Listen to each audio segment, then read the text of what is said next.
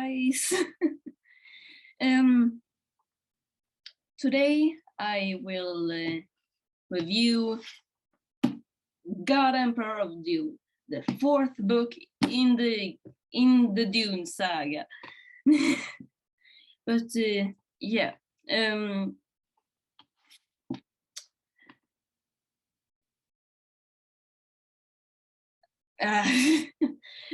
Sorry. Yes. So I recently finished this book. I finished it like 3 days ago, and boy, I'm starting to see a pattern here with our trades. I'm starting to see a pattern, and I don't like it. But yes. Before we start the video, I'm gonna talk about spoilers. I'm going to talk very much about things that happened in this book. So if you haven't really seen, watch, this is a book. If you haven't read it and you wanna read it, please skip the video, skip this one, and I'll see you in the next. Thank you for coming. But yeah, anyway, we should get right into it. This is very awkward. I need to calm down. Okay. Millennia have passed on Arrakis, and the once desert planet is green with life. Leto Atreides, the son of the world's savior, the Emperor Paul Modi, is still alive but far from human. To preserve humanity's future, he sacrificed his own by merging with sandworms, granting him near immortality as God Emperor of Dune for the past 3,500 years. Leto's rule is not a benevolent one. His transformation has made not only his appearance, but his morality inhuman. A rebellion led by Siona, a member of the Atreides family, has risen to oppose the despot's rule. But Siona is unaware that Leto's vision of a golden path for humanity requires her to fulfill a destiny she never wanted, or could possibly conceive. So, my thoughts on this book is that it's good, but at the same time it's a train wreck. Mostly because of Leto the second, because he's a fucking bitch. Excuse my language. But yeah, it's a train wreck, but it's very much Frank Herbert, and it's good. It's fairly good written. I mean, it was written in wait, let me check. I think it was 76.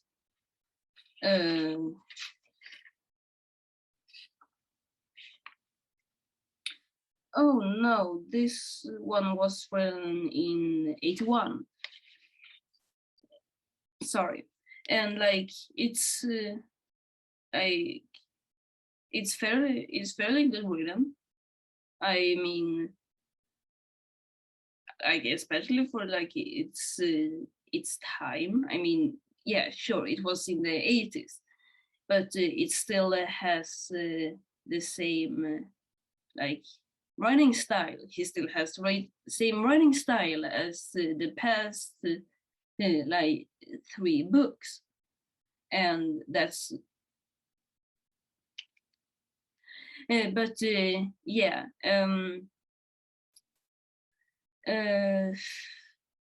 like at this point, for like for you who have read the books, we all know that this is a mess, that this book series is a mess.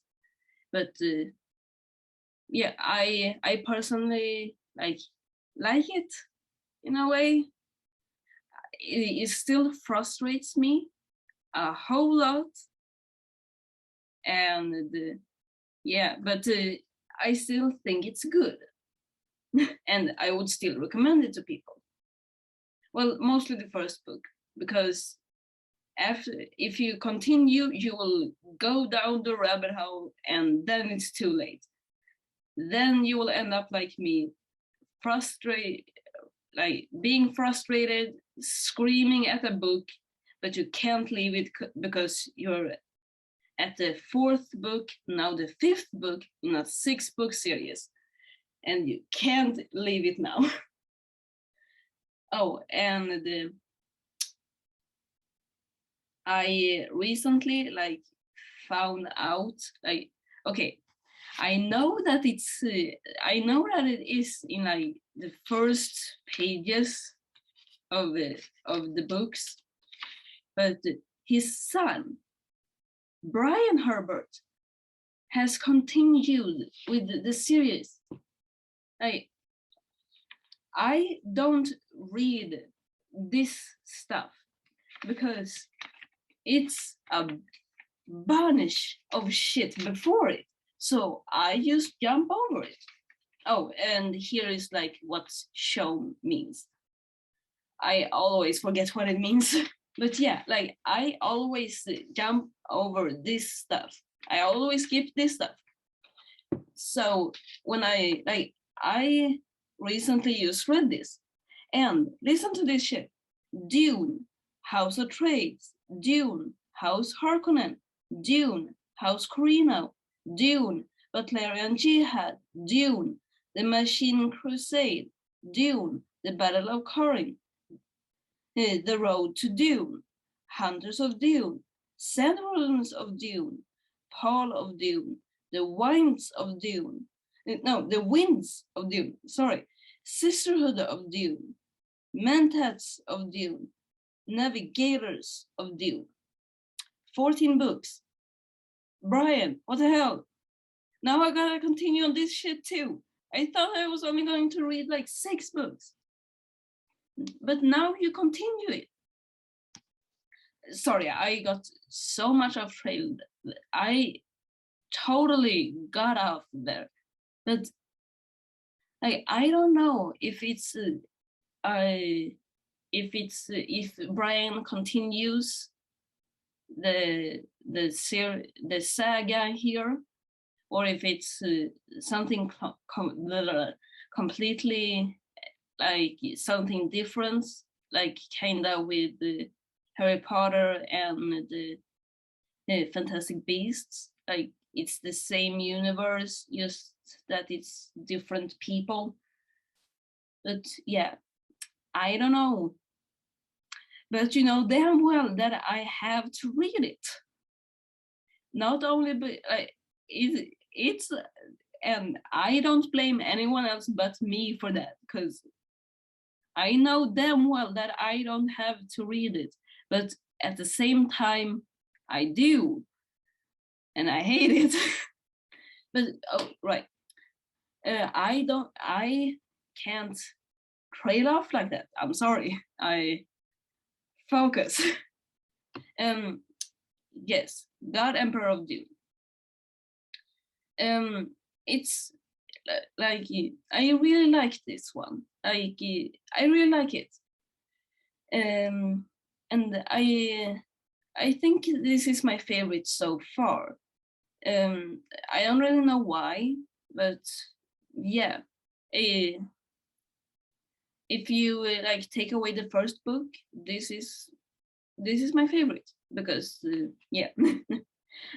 But yeah, I have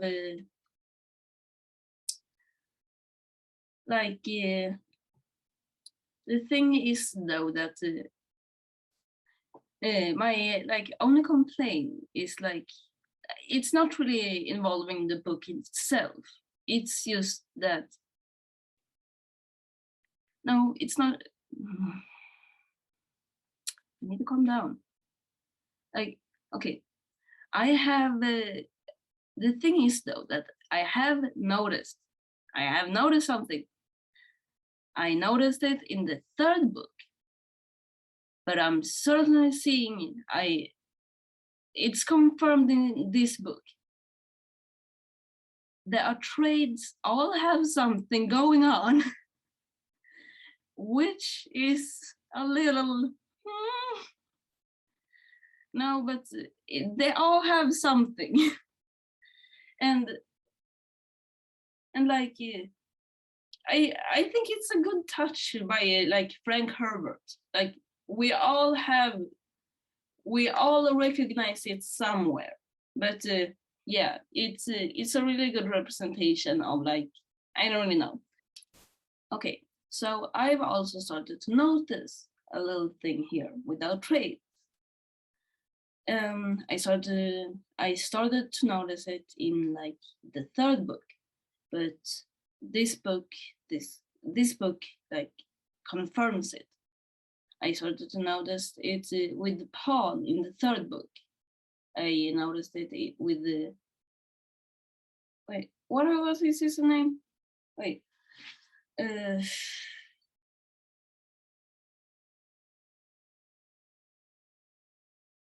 Alia. I noticed it with the Alia in the third book, and now we can clearly see it with Leto the Second in this book. They all have god complexes of on some level. Paul had it it's noticeable. It's not the main thing, but it's still very noticeable. It's we can clearly see it, and Alia also have it, which you also can see. It is a bit more clear than with Paul, but it's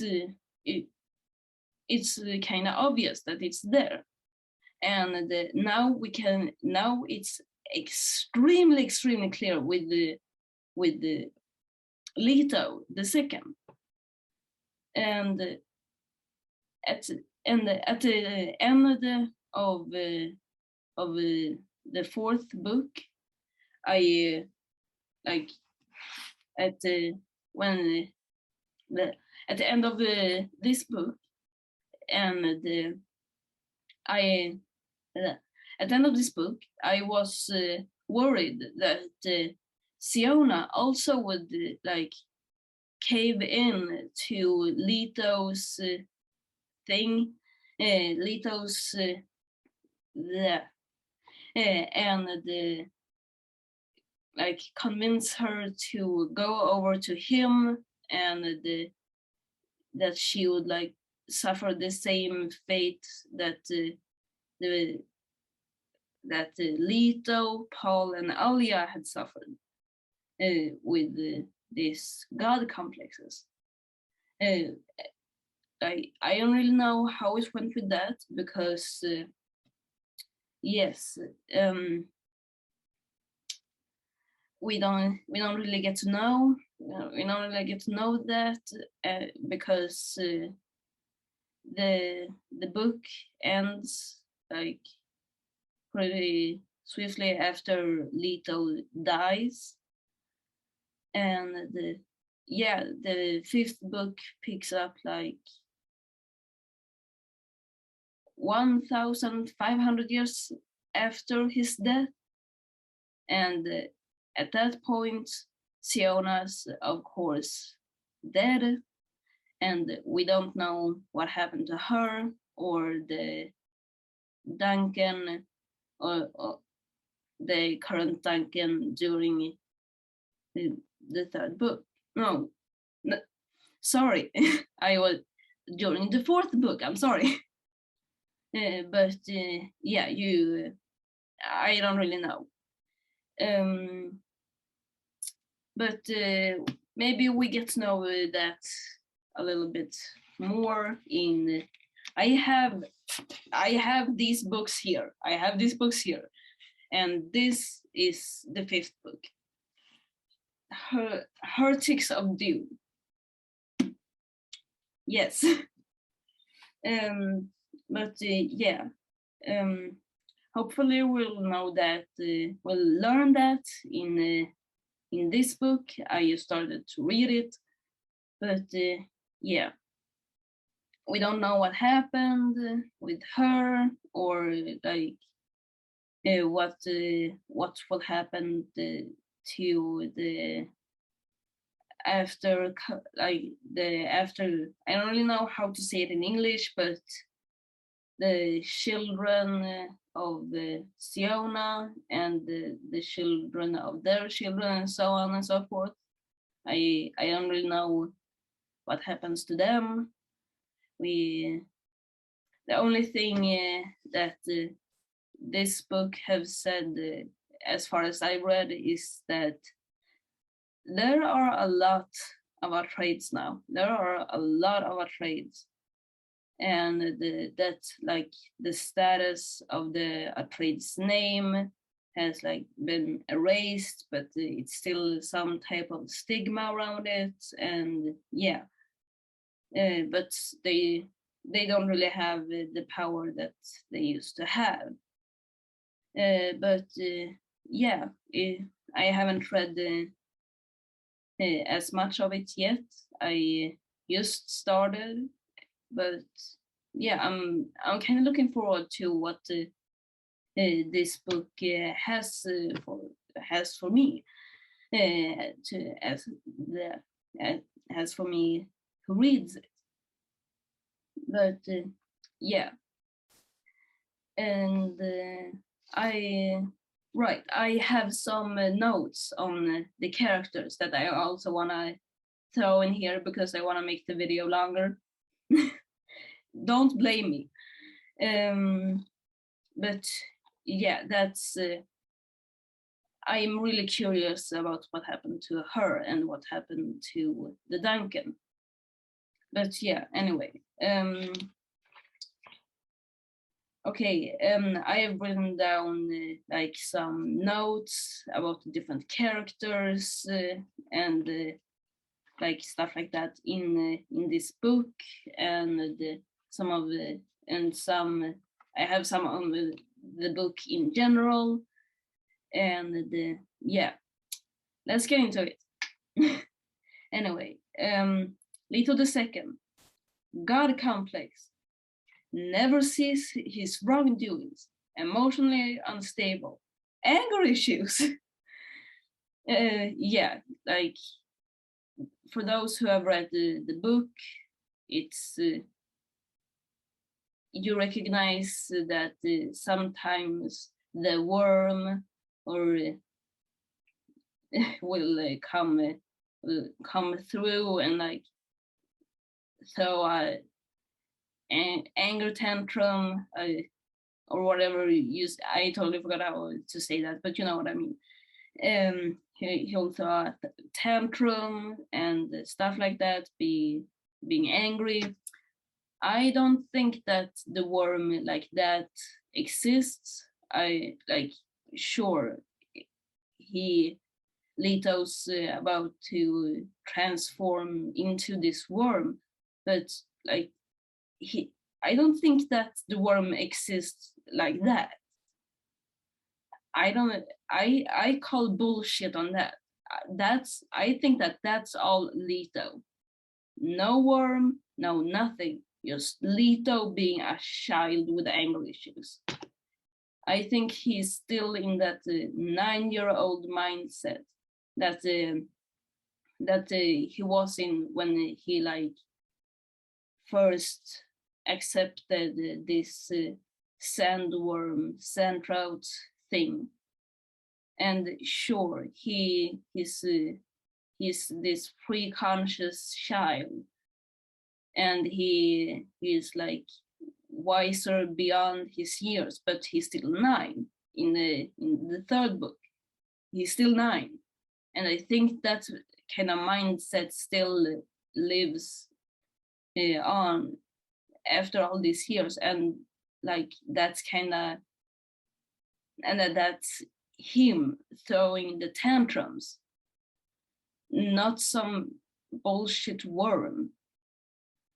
So yeah, bullshit on that. That's Leto. Anger issues, no.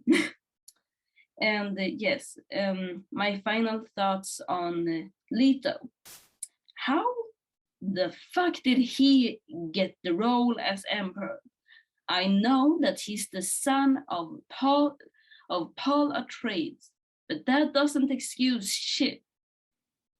That does not excuse shit.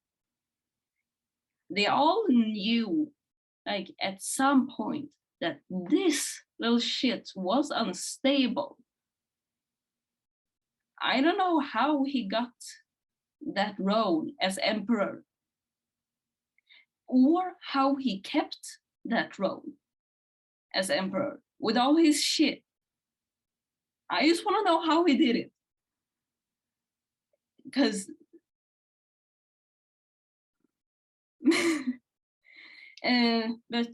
yeah, I don't know how he managed to keep his place as emperor with all that. Like, he's obviously dangerous, and I don't really know why they didn't like trash him in the like as soon as they like as others realized that he was this dangerous dude. Why did they didn't just trash him? Like, I like personally, I would have I would have ditched him. I no, like, no, fuck you, no. You are not my emperor, my dude. You are not my emperor. You're dangerous. You kill people for simple mistakes, for like serving your coffee too cold or something, some bullshit like that. He's emotionally unstable. And yeah, I don't, no. Okay, over to Duncan, Idaho, number, I don't really know. Like, he's fairly normal, but homophobic. So no, like, he was one of my favorite characters. Him and Gurney. I'm sorry. I just went through a whole book without like seeing his name anywhere. So I'm sorry. I forgot the name. But like, it's Duncan. It was Duncan and Gurney, my two favorite characters. And Gurney in the third book, like at the end of it, no. I don't really know. I don't trust you, Gurney. And now I find out that Duncan is a homophobe. He freaks out when he catches two of like Leto's guards making out. Like, two, he has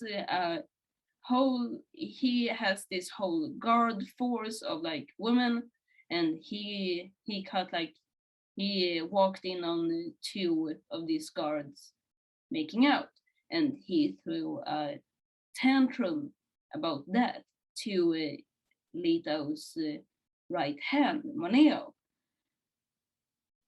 Like, dude, it's I know that you grew up in some sort of like thing, but it's been like, no matter what, you shouldn't throw a tantrum like that over two people kissing. Are you okay, bro? And like when he originally died, he was like 80, and with like, in a way now he's like 4080, something like that, because it's been some time. He died in like the first book, and now it's been how many years since then? So he's like 3500 years plus, but he's still like 80, in like he's still like mentally 80, which makes it more, he's an old man. He shouldn't put like, I don't, he should have, shouldn't you be more focused on your hip problems? Dude, what's more important? Two women kissing, or like focusing on getting around without hurting? Like, calm down, bro, and take your medicines. Shut the fuck up. Okay, next character.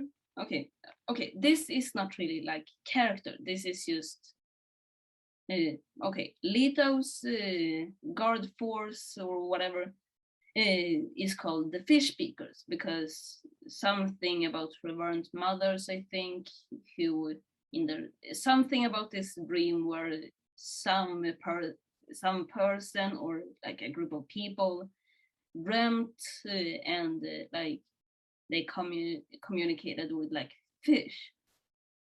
I don't really remember. It's weird. I think it has something to do with like the reverend mothers or reverend. I don't really know how to pronounce that, but yeah, like the reverend mothers or something like that, and that's where like the fish speakers, the name fish speakers came from, and this is all. So yeah, it's his force, like guard force. But yeah, anyway, brainwashed by Leto II, and what they're doing is completely on Leto II. Like, yeah, these people like carry out Leto's orders and stuff like that, and they've been trained in this since they were small children, so they like worship him in a way, and that's the only thing they've known. And yeah, it's I like, that's the only thing I could think about when it came to the fish speakers through this book. Like, damn it, I don't know how you did this shit, but you did this shit good. Like, I don't know what you've told them. I don't know how, but you've done this shit pretty good, and I commend you for that. If something, you should have like I'm impressed, dude, but I still feel kind of bad for these people, because they didn't have a choice in, they couldn't choose this, like they didn't have a choice in like whatever they're doing. This is the only thing they've known. This is like the thing Leto forced on them, and I feel kind of bad. Like, that's all I have to say about the fish speakers. But yeah, Siona Atreides. Like, yeah, I am pretty unsure where she stands at the end, as I've said. Like, yeah, she's a bit of a rocky character, you can say. Like, yeah, it's we don't really hear much from her through the book. It's a bit more at the end, but yeah, it's a bit of like, yeah. I I'm not I don't really know. Um, like she don't really want to be like Leto the second, but she's still very much Atreides. She's still very much like the typical Atreides person, you know. And like I really hope that she didn't like cave into this old family thing that's yeah, taste of power, God complex. But yeah, I'm not really sure. And my like thoughts, more thoughts on her is like, what do you want? Where do you stand? Did you continue the family curse of God complexes? Yeah, that's what I wrote down. Like, I'm not sure what the hell ended, like, how the hell did she ended up? I want, I wanna know. I wanna know, dude. But yeah, um, yeah, that's like the thoughts on the characters and fish speakers. And now over to the book. But yeah, very interesting. Shows more strongly a more recurrent trait in the trades. No, wait. Very interesting. Shows more strongly a more recurrent trait the trades seem to have. God complex. Recurrent thing. But yeah, like it's a good book. Like you, it was a the book was a real treat.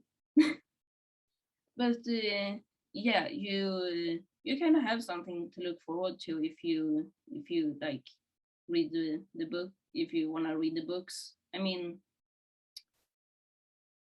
it's gonna be a trip. You okay? It's gonna be a trip.